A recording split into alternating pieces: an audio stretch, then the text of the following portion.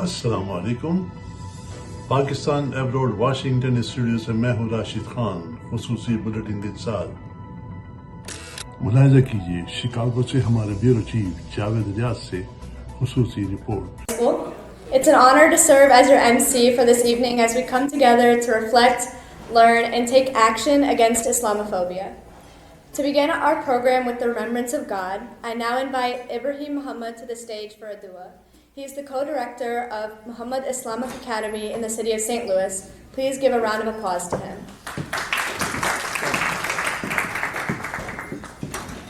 Assalamu alaikum. In the most holy name of Allah, the beneficent, the merciful, I bear witness that there is no God but Allah, and I bear witness that Muhammad is his messenger. If you'd like to join me in a short dua, we just say a short prayer from the Holy Quran, and you can join in the way you want. Say Al-Fatiha. A'udhu billahi minash shaitanir rajim. Bismillahir Rahmanir Rahim. Alhamdulillahi Rabbil Alameen Rahmanir Rahim Maliki Yawmiddin. Iyyaka na'budu wa iyyaka nasta'in. Ihdina as-siratal mustaqim, siratal ladina an'amta alayhim, ghayril maghdubi alayhim waladdallin. Ameen. Thank you, brothers and sisters. Salam. Thank you, Brother Ibrahim. To officially welcome you all and share the vision behind this forum, please join me in welcoming Dr. Asfar Malik, Chair of the Organizing Committee, to give the opening remarks. Thank you. Thank you all for coming over here. It's truly a pleasure and an honor over here to stand before all of you. Mr. Aftab Alam, who's now the president of the March 15th Forum, has been working tirelessly for the last 3 years or 4 years, trying to gather all of us together. It's hard to get the herd together. And it's been since then that we all have been able to come together as a collective group of people to put this together. And we hope we'll get more people involved with time. Dr. Humayun Qadir, Dr. Zia Moiz, Tariq Faisal Malik, I was saying Dr. Malik, Dr. Dalal, Dr. Manzoor Tariq, Dr. Nadeem Ahmed, and our MC, Tariq Alam, who played a vital role in the last minute putting this together, Mr. Khalid Sharif, and Abdul Munshi. All these people honestly worked day and night, multiple meetings to get this together. So I would say your wisdom, planning, and the hard work have brought us together. I invite Dr. Nadeem Ahmed to introduce our next speaker. Welcome, everybody. It is my distinct pleasure to introduce our next speaker, actually the first speaker of this evening, Dr. Tazeen M. Ali. She currently is an assistant professor of religion and politics at the John C. Danforth Center on Religion and Politics in Washington University in St. Louis. Everyone, good evening. Thank you all for being here, and thank you to Dr. Ahmed for inviting me to this event and for that warm introduction. So, as Dr. Ahmed mentioned, my name is Tazeen Ali, and I'm a professor of religion and politics at WashU, where my research and teaching focus mostly on Islam and gender in the US and UK. Identity. So to identify as Muslim, that is a religious identity, but the way that folks are identified, the way that we're identified by others as Muslim is much broader than that. It's based on one's phenotype, the way that we look, the way that we appear. And so for government policies like NCERS, these policies are thinking about Muslimness in a racially identifiable way, as a non-white entity, as brown. But outside of that realm of racial profiling, it's also really helpful for us in this room to understand Muslim identity as very multifaceted, as intersectional. And so, which leads me to my... Professor Ali, for that incredible presentation. Our next talk focuses on how media shapes public perception and perpetuates bias. To introduce Jawad Abdul Rahman, I invite Dr. Maheen Malik to the stage. It is my pleasure to introduce Jawad Abdur Rahman. We've known Jawad through UPF, and Jawad is a film producer and director of development at Unity Production Foundation. His career has focused on fostering positive relationships amongst people of different faiths using the power of film, philanthropy, and community service. At UPF, he has worked on 15 award-winning films, such as The Great Muslim Road Trip, The Sultan and the Saint, as well as UPF's Hollywood engagements and educational outreach initiatives. Everyone, how's everyone doing this evening? Such a pleasure to be with all of you. Thank you, Dr. Malik, and thank you, Aftab Bhai and the other Dr. Malik for organizing this event. And you know, sometimes we measure results by things like the number of people in the room. But already from people like Dr. Tazeen and from Bassam, who I met earlier, and others who are the panelists, I see a lot of really interesting possibilities for collaboration and learning. Those things are harder to measure, but those things are actually very, very important as well. So the first time I came to St. Louis many years ago, I was actually showing one of our films. And when I was talking about how our films are really designed to tell stories of Muslim compassion and contribution and civil rights and social entrepreneurship and heart and humor, to really touch people at the level of the heart, to really help people make a personal connection and understand our common humanity, that one of the people in the audience actually said, this approach is totally new. And as we continued the film tour around the country, we kept hearing this point. Phone silenced, and for the speakers, please keep to the allotted time of 15 minutes so we can start Maghrib on time, inshallah. Next, we will turn our attention to the state of Islamophobia in recent years and where we go from here. I will now hand it over to Dr. Junaid Munshi to introduce our next speaker.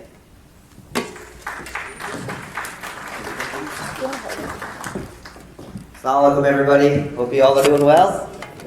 Well, it's my great pleasure to introduce our next speaker. Her name is Sister Farah Afifi. Currently, she's a writer and advocate focused on civil rights, Islamophobia, and social justice. She currently serves as the research and advocacy coordinator at the Council of American Islamic Relations, where she documents and addresses anti-Muslim discrimination in the United States.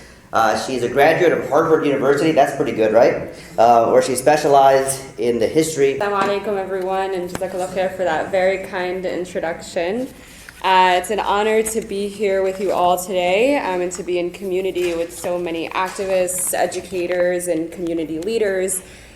And being here again is such an honor for me precisely because what we are seeing in this country for the last few years is nothing short of the worst crisis in Islamophobia and anti-Muslim bigotry in over 2 decades. In our most recent annual civil rights report released just last month, we surveyed care offices across the country, and we found that we received 8,658 reports in 2024. This includes incidents of employment discrimination, education discrimination, attacks on our mosques and Islamic centers, and other hate crimes and hate incidents. It also includes the attempted drowning of a 3-year-old Palestinian girl not too far from here in Dallas, Texas, because she was of Muslim and or Middle Eastern descent. And while we know that we have seen several difficult years for Islamophobia in the past, it is important to contextualize that this number of complaints, 8,658 complaints, is the highest number that we have ever received at care offices in our organization's 30-year history. It surpasses even the number of complaints we received in 2023, which I'm sure we all remember following the attacks on Gaza, and a global rise in anti-Palestinian and anti-Muslim sentiment was one of the most difficult years for several of us and for our communities across the country. Today, as we commemorate the International Day to Combat Islamophobia, I want to speak more about 2 key trends that we have been seeing. As is actually a university chaplain for NYU and an executive director of the Islamic Center at NYU. He is a professor at NYU Wagner School of Public Service and NYU Gallatin School of Individualized Studies. And he is also a visiting professor in Chicago for the Chicago Theological Seminary and the Union Theological Seminary. He also had the Imam Khalid Latif Award for Leadership from the Black Muslim Initiative at NYU in 2024. That's his latest achievement. Thank you for coming here.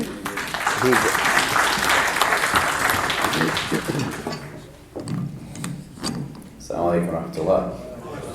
Bismillah walhamdulillah wa salatu wa salam ala rasulillah wa ala alihi wa sahbihi wa barak wa sallam. So as mentioned, I worked at Princeton University and I was asked today to talk about Islamophobia in a university setting. I want to talk about 3 or 4 different things in the time that I've been allotted, inclusive of I've worked for 20 years at New York University. My transition out of the university is now to build an autonomous space adjacent to the university. And I'm working with another organization to build similar centers around the country to cater to college students, young professionals, etc. Because one of the things I've learned, especially in the last year, in most university settings, the only religious entity on a co-curricular level that's embedded in the university structure tends to be in Hillel. In other religious centers, for Protestants, Buddhists, Hindus, everyone else exists at but not of the space. There's some reasons we can get into that. To give you a broader framework also, if you're not familiar with some of the work that we do, aside from about 4,000 Muslim students that are at New York University, we run a self-funded center. I have a staff of about 6 full-time, 7 part-time, 2 clinical psychologists. There's 12 MSAs at our school. We also open our programs to people who live and work in the surrounding area, similar to the demographic that's here, diverse in age, family makeup, etc. So altogether, we serve about 20,000 people, and the number goes up year on year. We have arguably one of the most well-accommodated, well-resourced Muslim institutions at a university.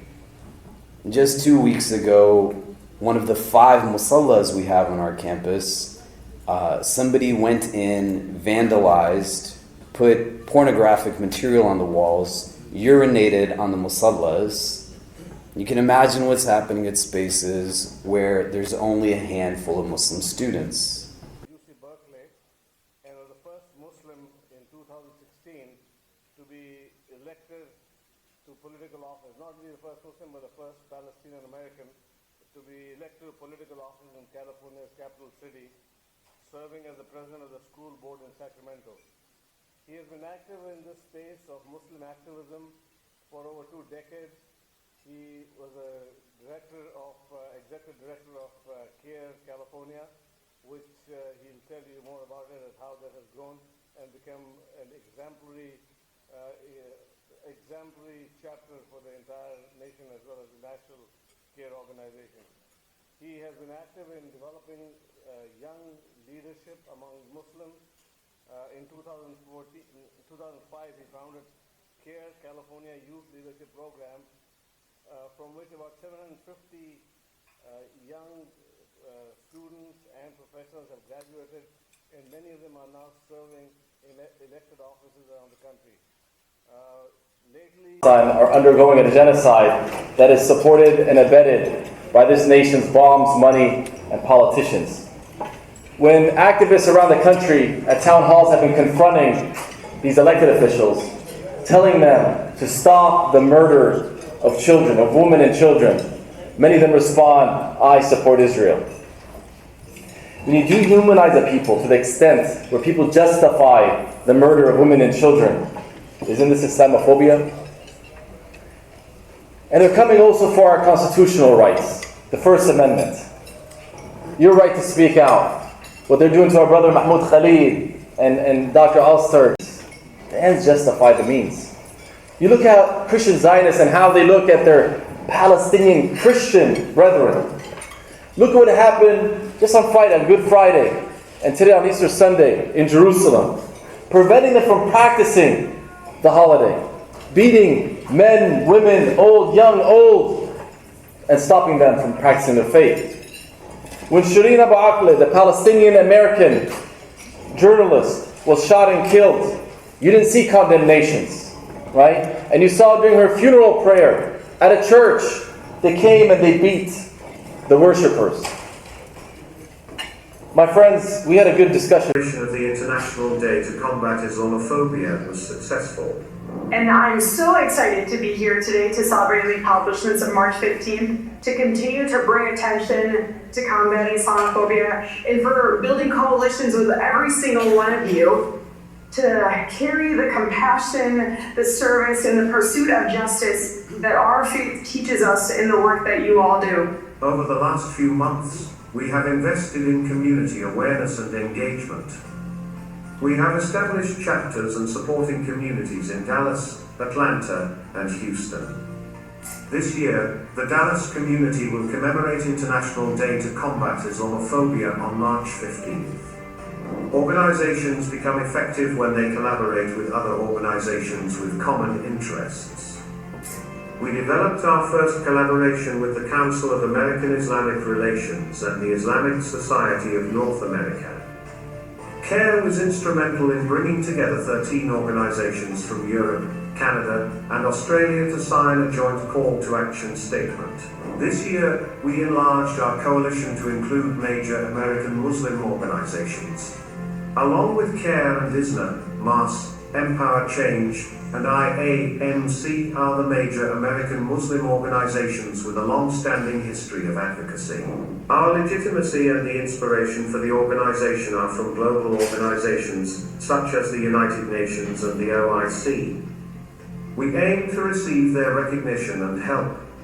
Our first effort was a successful meeting with the Organization of Islamic Cooperation, the director of the Islamophobia Observatory. The director of OIC, Islamophobia Observatory, warmly received our spokesperson, Dr. Shamsi Ali, in Riyadh, Saudi Arabia, on September 29, 2024, and accepted Islamophobia Scorecard, Report 2024.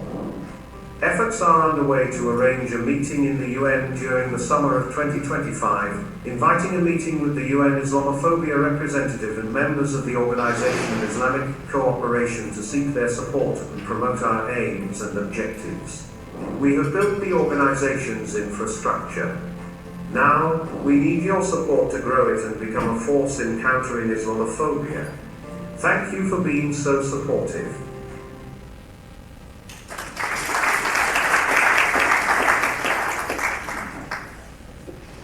Azhar Aziz, I welcome Dr. Aftab Alam to the stage. Welcome, Brother Azhar Aziz. He is former president of ISNA, one of the oldest Muslim organizations in the US and Canada. He is current CEO of Muslim Aid USA, one of the fastest growing Muslim charity in the United States. He is nationally known public speaker and motivational speaker. How to make our organization the fastest growing combat Islamophobia organization in the world. Brother Azhar Aziz, please. Alhamdulillahi Rabbil Alameen, hamdan kathiran, tayyiban mubarakan fi, wassalatu wassalam ala sayyidil mursaleen, imam al-muttaqeen, qaidul ghurr al-muhajjalin nabiyina Muhammad sallallahu alayhi wa sallam, wa ala alihi wa ashabihi at-tayyibin at-tahirin. My dear brothers and sisters, Assalamu alaikum wa rahmatullah. May Allah's peace, blessings and mercy be upon you all. It's always such a pleasure to be back in this beautiful city. I want to thank Brother Aftab for his leadership. Last year I had the honor of speaking at this event, and I'm so happy to be back again here in this beautiful city of St. Louis, which is home to many of my friends. Dr. Hilal is here, Brother Hanif is here, Dr. Humayun, Brother Manzoor Tariq, mashallah, one of the pillars of this community. So it's always a pleasure to be back in this beautiful city. My mother used to say, being in the good company of good people is as if you walk into a store of perfume. Whether you buy the perfume or not, you are bound to receive fragrance. I want to also share with you a very important fact. I know this is the third year that we are commemorating the International Day of to combat Islamophobia. but we also have to recognize a well-known leader, the former Prime Minister of Pakistan, Imran Khan, who was the one who spearheaded a historic movement against Islamophobia, which led to the UN to designate March 15th as the International Day to Combat Islamophobia. And it is a fact. This initiative raises awareness about Islamophobia to end discrimination against Muslims, challenging the unjust names and labels imposed without understanding the true essence of Islam. So for the first time, UN recognized a day dedicated to combating prejudice against the global Muslim community, a landmark achievement of Imran Khan's leadership. So this is something that I wanted to throw it out over there. We now invite Dr. Manzoor Tariq to lead us in a fundraising session. Of course, the most exciting part of the night. But don't leave yet, because after this we have Wajahat Ali, who will speak, and that'll be very exciting. So, thank you. Subhana rabbika rabbil izzati amma yasifun wa salamun alal mursaleen walhamdulillahi rabbil alameen. My honorable guest speakers, honorable imams, my wonderful St. Louis community, brothers and sisters, assalamu alaikum. Even you donate $100. Brother Azhar Aziz mentioned to the story of Pharaoh. Whatever, even you drop $1 also, please be a part of this history. Once again, I'm very, very thankful to our honorable speaker. Our respected imams also took their time, and our wonderful, wonderful St. Louis community. I cannot thank you enough. You always make us very, very successful. May Allah reward you most abundantly, make most abundantly reward you. And let's pray all those one who passed away, our loved one also. May Allah grant them Jannatul Firdaus, fill their qabr with the Noor, and grant them company of Khatamul Anbiya on day of judgment, Muhammadur Rasulullah sallallahu alaihi wasallam, Hawz Kausar. And we still looking, I will be still sitting here. I think we got a goal of $200,000. Takbir! Thank you very much. Thank you. I know Allah might be superstitious, but I have a faith on those one. Allah had never disappointed me. I have faith on most of you, and you never disappointed me. Thank you very much.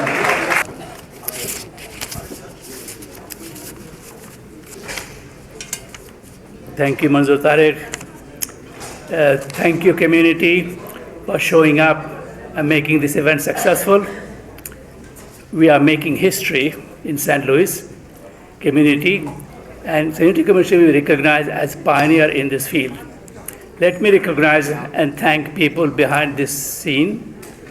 First, I want to recognize and thank Dr. Asfar Malik for standing with me and supporting me in this endeavor.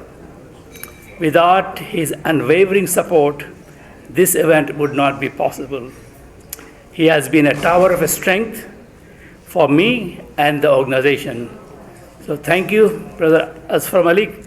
Please stand up. You deserve a round of applause.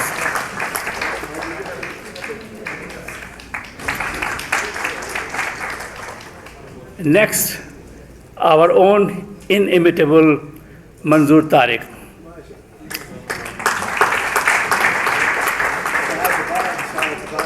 Well, didn't you do well? Next, I want to thank the board of members, and we have here too, Abdul Rahman Munshi and Khalid Sharif, please. Next, our out-of-town board members who work tirelessly to build our Dallas chapter. Unfortunately, they are not here, but I will pass them along. They are Brother Muhammad Sibqatullah, you know him, Abrar Hassan, and Sister Asma Sartaj.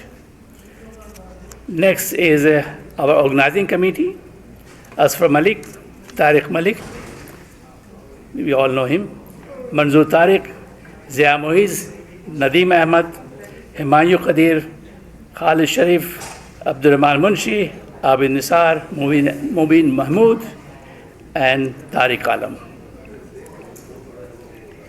Thank you very much.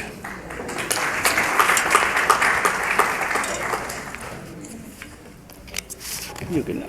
By the way, one more thing. Brother Hamid Mahmood, he wants to say a few words before next session. So, brother. Very kind. And I want to recite a few poems for you. होती नहीं अदा यहाँ, अदा होती नहीं यहाँ, यूं ही नमाज इश्क, शर्त है कि अपने लहू से वज़ू करो। और फिर वो कहता है वो हरम के रास्ते से वो पहुंच गए खुदा तक, अगर तेरी राह से गुजरते तो कुछ और बात होती। So you see, struggle is struggle. You cannot just sit in the masjid and say Allah, Allah and get into heaven. You have to sacrifice. And sacrifice has to be unilateral. So I named, you see, my son after Khalil Gibran. He writes, he says, you always said that I will give, but to the deserving. But the trees in your orchard say not so, neither the flock in your pasture. They all say that living is giving. So don't feel bad if you give a few dollars.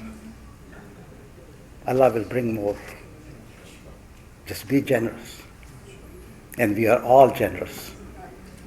If somebody gave $1, probably Allah accepted it a lot faster than your $10. So this all depends on Him. And we all have our personal relationship with Him. We can call Him anytime we call, and we are so bareback with Him. We are abrupt with Him. We demand, give me this, give me that. We are not standing in front of a president, you see, or something that we are very, very respectful. We have just such a personal relationship with Allah. Thank you very much. Muslim stereotypes. Promise I will not bore you. I think boring an audience is a sin. If you want to leave, go ahead. This is the first time I've ever been sponsored by anyone. So I hope the person who sponsored me, where did he go? Which uncle? What? Bhai. Sorry, he was too young. Bhai Sahib. I hope the Bhai is happy. All right, we're going to do it real quick. I'm going to tell you a story. I promise not to bore you, and I promise not to depress you. Okay? They told me the original plan was, beta, there will be 6 speakers. Don't worry, I'll translate. There will be 6 speakers. हम Islamophobia के बारे में बात करेंगे. तुम हल्ला गुल्ला कर लो. Translation. I know you're Arab. Halla gulla means halla gulla. All right. They say just leave us with a smile on our face. I'm like, you do realize the program is called Combating Islamophobia. They're like, हाँ, फिर भी कुछ ना कुछ हंसी गुल्ला ठीक है. All right, so we'll do it. I have a story to tell you real quick. My father came to America in the year 1966. He came from Karachi, Pakistan. Anyone here from Karachi? Muhajirs? Finally. We've outnumbered the Punjabis. Finally. Who are the Punjabis? Notice this. Finally our day has come. Allah rewards those who are patient. All right. I heard there's a Hyderabadi community here too. We're a pre-partition Hyderabad. Dada and Dadi, my grandparents, for those who don't speak Urdu, I'll translate. My grandparents, during partition, went from Hyderabad to Pakistan. All right. Dada, for once in his life, he made a little bit of money. Once he made a little bit of money, he said, I'm going to invest in my children's education. Okay? Speaking about learning, reading. He said, whatever happens, I'm going to get them educated. Abu and his older brother, Sultan Uncle, were super nerds. The year was 1966. America, thanks to the Civil Rights Movement, passes the Immigration Nationality Act of 1965. This audience knows, okay? That meant that for the first time in 40 years, brown people could finally come to America, especially those who were students. So Abu was 18 years old. He goes, my Willy Wonka ticket to America. Goes with Sultan Uncle, 18, 19 years old, lands in Berkeley, California in Shalwar Khamis. Abu looks around, everyone has hippie hair, smoking weed. He goes, where are we? What's happening? I saw a photo of my father from 1970. Look, I'm a Pakistani. I thought all Pakistani uncles were born bald, wearing khakis. Okay? Abu had hippie hair and bell bottoms. I'm like, burn this photo. I can never see this again. Abu said at that time, this generation of uncles, he said when they came to America, think about it, no masjid, no community, no halal food, no Ammi Abu, no Dali Dada. Abu said that it didn't even matter if you were a Muslim or Pakistani. He said if you saw a brown-skinned person across the street, you used to cross the street and exchange phone numbers with that brown-skinned person. True, right? Everything is true so far. Ask the uncles and aunties. All right. Abu was a nerd student. Abu got into grad school. Abu got a scholarship. He got a job. Abu said at that time it was very easy to get an extension for your student visa. You should take the paperwork to the immigration office. Now he was in Chicago. He went and he says a white man looks up and down at my father, and Abu could already tell something bad was going to happen. He says, you Arabs, if you've been paying attention, not Arab, Pakistani, you Arabs only come here to F American girls. Now I asked Abu, did you? Astaghfirullah. Yo, astaghfirullah. No, I never did that. Nay. Even if he did, and some uncles have stories, I'm a recovering attorney, not haram. But this white man saw my father, saw a brown-skinned man, didn't see a Pakistani, saw an Arab, and said, you come here to F our American girls, ordered him deported. Abu had 1 week to get out of America. Now Abu's sitting there like, how could my khismat turn like this? He bought a ticket, a one-way ticket to Karachi on Please Inshallah Arrive Airlines PIA. He was, those who know. Spread it to the Arabs, they'll understand. Bassett, just trust me on this one. Abu went to every single attorney. He's like, what can I do? 15 मार्च बैनुल-अक़वामी तौर पर Islamophobia day के तौर पर मनाया जाता है। Combating इस्लाम के ज़ेर एहतमाम अमरीकी रियासत मसूरी के शहर सेंट लुइस में तीसरे सालाना फंड रेजिंग बैंक्वेट फोरम का इनेकाद किया गया। इस तकरीब में मुख्तलिफ शोबे जिंदगी के नुमाया अफराद ने शिरकत की और तकरीब को एक यादगार तकरीब बनाया। तकरीब से doctor Tazeen Ali, assistant professor Washington university Saint Louis, इमाम Khalid Latif, executive director Islamic centre New York, फरा अफीफी research and adequacy coordinator care, Jawad Abdul Rahman film producer UFP, Jasim अलकारा executive director care action, Azhar अजीज साबिक सदर इसना और बोर्ड मेंबर ने इस तकरीब से खिताब किया।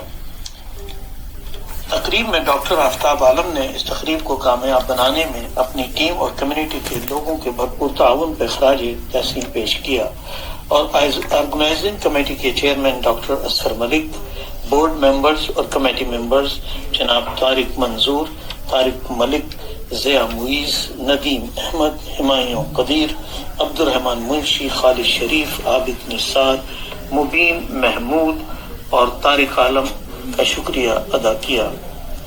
डॉक्टर